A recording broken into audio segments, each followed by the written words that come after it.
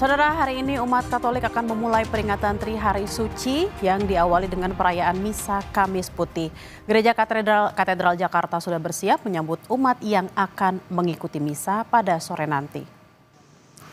Berbagai persiapan telah dilakukan jelang Misa Kamis Putih, termasuk mendirikan tenda yang akan digunakan oleh umat untuk beribadah. Misa Kamis Putih di Gereja Katedral Jakarta akan digelar sebanyak 3 kali, yakni pukul 16, pukul 18.30, dan pukul 21 waktu Indonesia bagian Barat.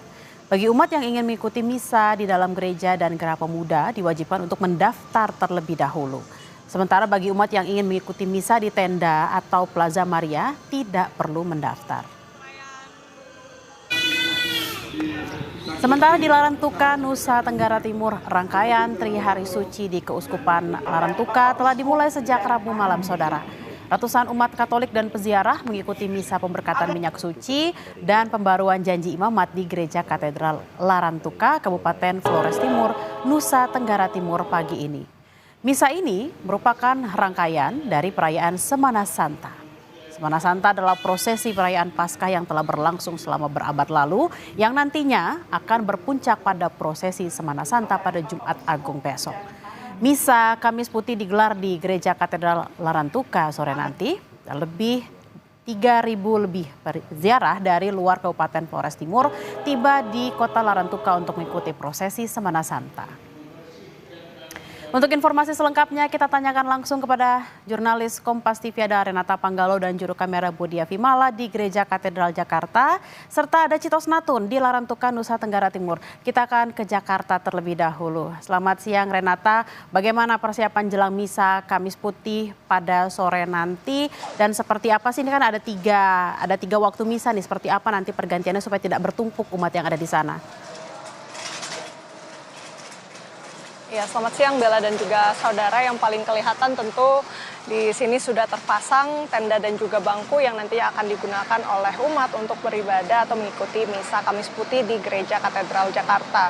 Sejak pagi ini sudah terpasang, sampai saat ini masih dilakukan serangkaian persiapan, dan kalau dari informasi yang kami dapatkan memang total kursi yang dapat menampung umat termasuk di halaman Gereja Katedral, kemudian di dalam gereja, Plaza Maria hingga di Geraha Pemuda ini totalnya bisa mencapai 4.600 sampai 4.800 umat yang bisa diakomodasi.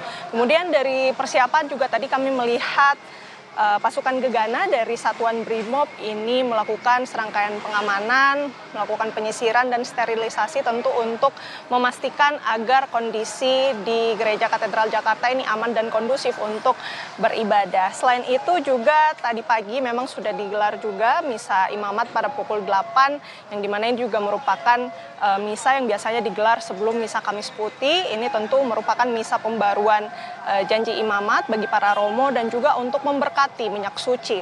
Nah, untuk sesi ibadat memang ini digelar sebanyak 3 kali untuk Gereja Katedral Jakarta. Bisa dihadiri secara offline untuk misa pada pukul 16, di pukul 18.30 dan juga pukul 21 waktu Indonesia bagian Barat. Sementara untuk sesi online atau secara daring ini hanya digelar 1 kali pada pukul 18.30 waktu Indonesia Barat. Setelah mengikuti misa, biasanya umat Katolik ini juga bisa mengikuti tuguran, dan tuguran ini merupakan doa dan adorasi sakramen Maha Kudus dan akan digelar sebanyak 2 sesi, yakni di pukul 21 dan pukul 23 waktu Indonesia bagian Barat, yang dimana kita tahu tuguran ini merupakan atau bisa dikatakan sebagai momen bagi umat untuk menemani Yesus begitu ya, seperti para murid menemani Yesus dalam masa sakratul mautnya. Kemudian berbagai imbauan juga dapat diperhatikan bagi umat Katolik yang akan merayakan Misa Kamis Putih. Di sini memang untuk parkiran juga sudah dipersiapkan, ada beberapa titik Bella dan juga saudara. Di Masjid Istiqlal selalu terbuka, ada sekitar 800 kendaraan yang bisa diakomodasi. Kemudian juga nanti untuk terowongan silaturahim itu juga bisa dimanfaatkan untuk mengatur arus melintas para umat yang nantinya akan memarkirkan kendaraannya di Masjid Istiqlal. Selain itu juga Sekolah Santa Ursula bisa dimanfaatkan untuk lapangan parkir, begitu pula dengan kantor pos. Dan kalau kita mengacu pada media sosial Instagram @katedral_jakarta, dikatakan memang harus melakukan pendaftaran bagi para umat yang akan mengikuti misa di dalam gereja dan juga di Geraha Pemuda. Selengkapnya mengenai pendaftaran itu bisa langsung dicek di media sosial Instagram. Sementara untuk umat yang akan mengikuti ibadah di sekitar tenda atau area tenda dan juga Plaza Maria tidak perlu untuk melakukan pendaftaran. Beberapa imbauan juga yang perlu diperhatikan lagi, Bella dan juga saudara, pintu utama gereja katedral ini akan dibuka 1,5 jam sebelum misa dimulai. Jadi tadi misanya akan dimulai sekitar 16 waktu Indonesia bagian Barat, jadi umat bisa datang 1,5 jam sebelum misa dimulai. Dan untuk umat Katolik yang sudah mendaftar untuk mengikuti misa di dalam gereja dan juga Geraha Pemuda ini bisa datang 30 menit sebelumnya, itu sudah maksimal. Karena kalau sudah lewat dari 30 menit, sayang sekali kursinya itu bisa digunakan juga untuk umat yang sudah datang lebih dulu. Kemudian juga bagi umat yang sudah registrasi diimbau untuk membawa KTP dan juga kartu pelajar. Ini tentu untuk mempermudah arus lalu lintas untuk umat yang akan masuk dan mencocokkan untuk identitas mereka dan juga voucher yang sudah mereka peroleh dari proses pendaftaran. Kemudian juga bisa membawa barang seperlunya supaya tidak ada antrian begitu ya, karena biasanya memang dilakukan pengecekan barang bawaan dulu sebelum masuk ke dalam area gereja dan juga diimbau untuk turut menjaga kebersihan.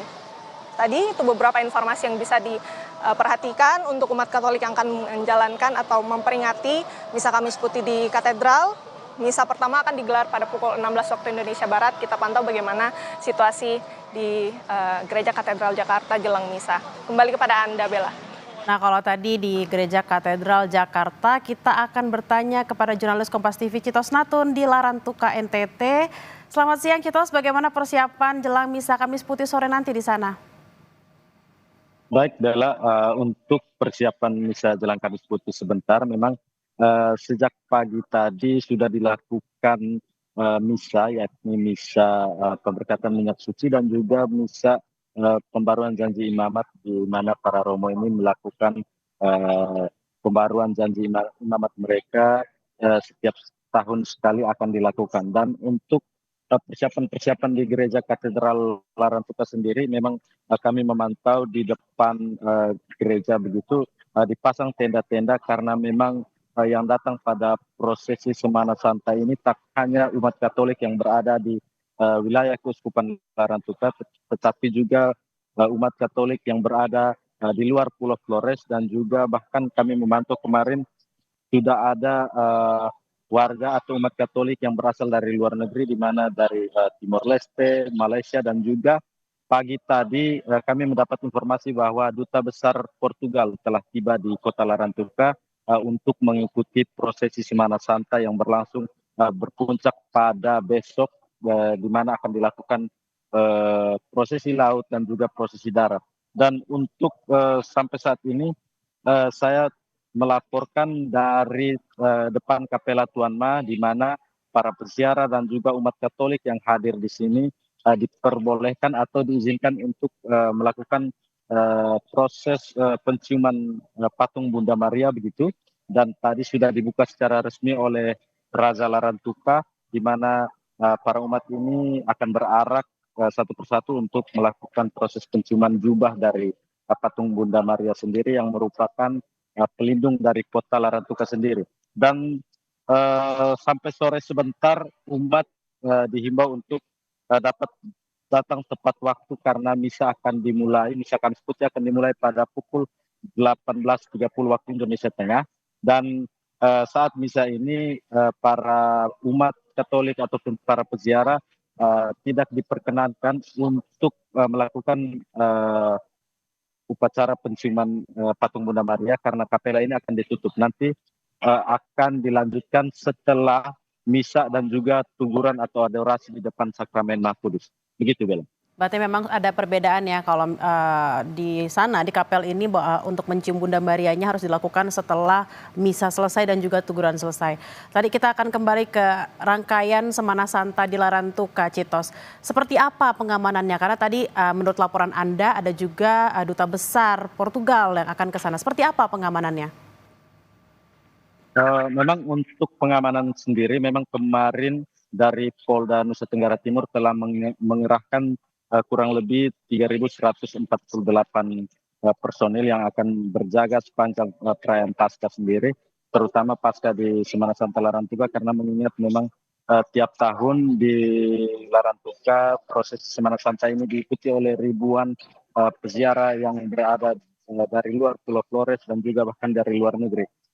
Personil yang diturunkan juga dari tim Brimob, di mana tim Satuan Gegana juga diturunkan, dan juga aparat-aparat TNI Polri yang memang disiagakan di beberapa titik yang menjadi sentral atau menjadi pusat dari perkumpulan dari para peziarah dan juga umat Katolik yang datang semata-mata untuk mengikuti proses Semana Santa yang memang untuk hari raya Paskah di Keuskupan Larantuka cukup berbeda dengan keuskupan-keuskupan lain yang ada di Indonesia, karena tradisi ini menghubungkan tradisi Gereja Katolik dan juga tradisi Raja Larantuka yang merupakan pemimpin sebelumnya di kota Larantuka ini. Dan tradisi ini menjadi menarik karena memang diadopsi dari tradisi Portugal begitu, sehingga sampai tadi pagi kami mendapat laporan duta besar bersama rombongannya telah tiba untuk menyaksikan secara langsung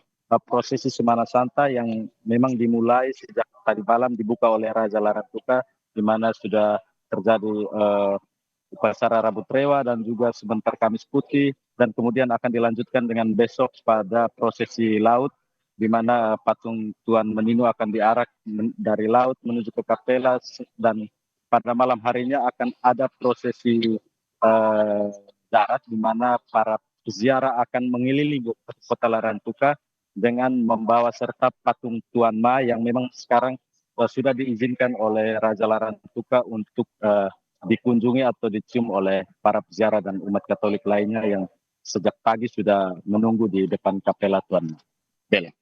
Baik, memang keunikan dari tradisi ini yang menjadi daya tarik masyarakat untuk datang, tidak hanya orang Larantuka saja dan juga orang Indonesia, tapi juga dari berbagai daerah lain di luar Indonesia. Terima kasih atas laporan Anda, Cetos Natun, langsung dari Larantuka, NTT. Sebelumnya ada Renata Panggalo dan juga Bodia Vimala langsung dari Katedral Jakarta. Selamat bertugas kembali.